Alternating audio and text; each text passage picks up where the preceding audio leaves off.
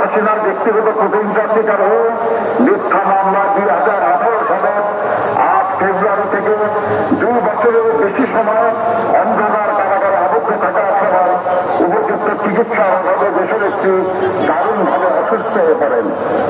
সমগ্র দেশবাসীর সাক্ষী তাও হেঁটে তিনি কারাগারে প্রবেশ করেছিলেন, কিন্তু নির্জন কারাগার থেকে তিনি বের হলেন চরম অসুস্থতা নিয়ে।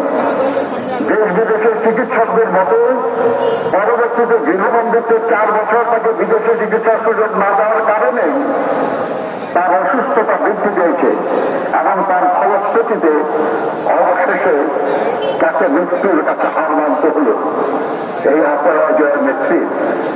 তাই এই মৃত্যুর দায় থেকে হাসিনা কখনো মুক্তি পাবে না।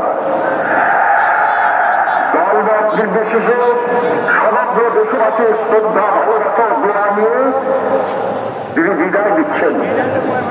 পেছনে রেখে গেলেন এক মহিষী নারী, এক সংগ্রামী রাজনীতিবিদ, দেশপ্রেমী রাষ্ট্র নায়কের অনন্য কর্মজীবনের উদাহরণ, যা অনুসরণীয় দৃষ্টান্ত হয়ে থাকবে ভবিষ্যৎ প্রজন্মের রাজনৈতিক নেতাকর্মীদের জন্য। দেশনেত্রী বেগম খালেদা জিয়া বলতেন, দেশে ভাওয়ার কোনো ঠিকানা নেই, বাংলাদেশে আমার ঠিকানা। এই দেশ, এই দেশের মাটি, এই মানুষ আর সব কিছু কেউ দেয়া। এই দেশের মাটিতেই তিনি শেষ নিঃশ্বাস ত্যাগ করেছেন।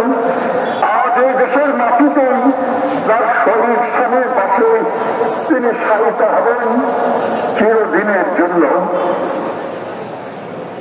ইনশাআল্লাহ। আমরা যারা তারেক রহমানের নেতৃত্বে এগিয়ে যাব, দেশনেত্রীর মতোই গণতন্ত্র, শান্তি, উন্নয়ন ও সমৃদ্ধির পথে জনগণের কল্যাণে লক্ষ্য স্থির রেখে মহান আল্লাহ আমাদের সহায় হন। আসসালামু আলাইকুম।